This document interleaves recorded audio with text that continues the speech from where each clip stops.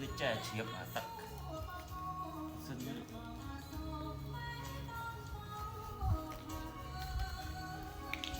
ុំដាក់អាកាវនេះចូលដើម្បីកុំឲ្យវាលិចទៀតអត់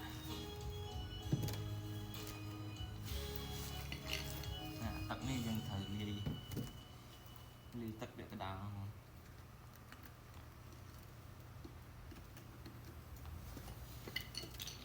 ដាក់នឹងពាក់កណ្ដាលទឹកយើងធម្មតាពាក់កណ្ដាល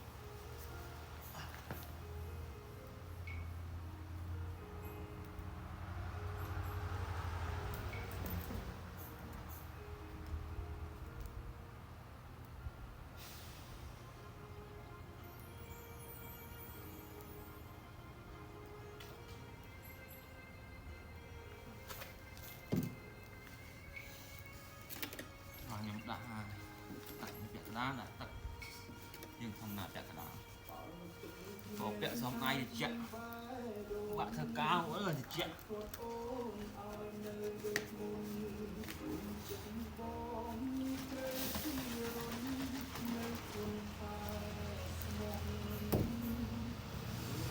សំជាក់បាក់ធ្វើកាវ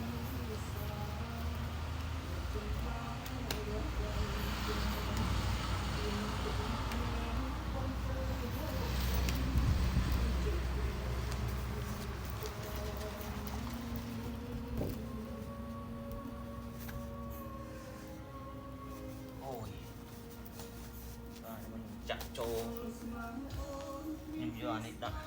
ចូលមុនតមកបានដើមចាប់ចាក់ទឹកចូល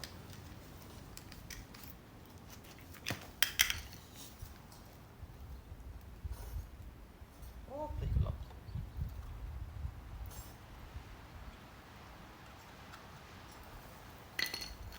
នេះពិសេសណា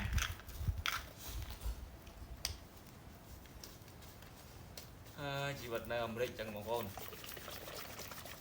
ខូចអីធ្វើខ្លួនឯងឡានអី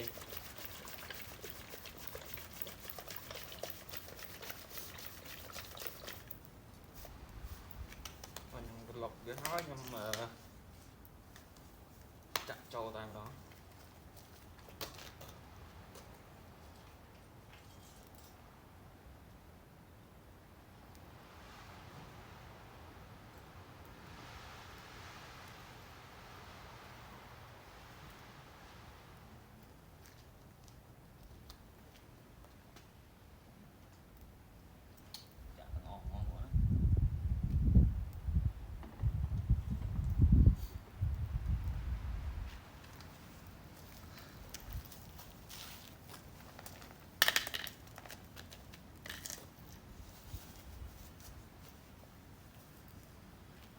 ចាក់ទឹកលាយចូលបន្តិច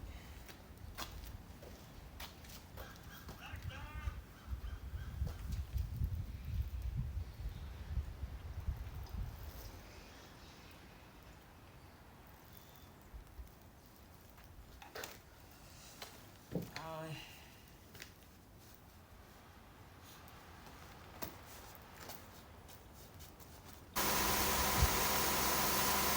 ឥឡូវខ្ញុំឆាស់វាបន្តិច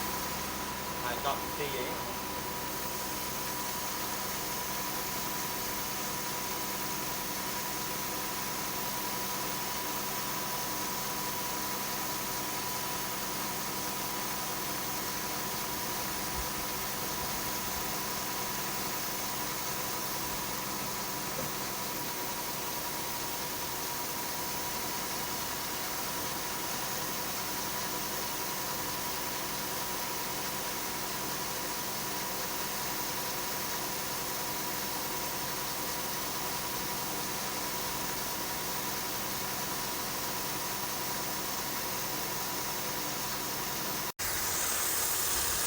បាទឥឡូវគឺថា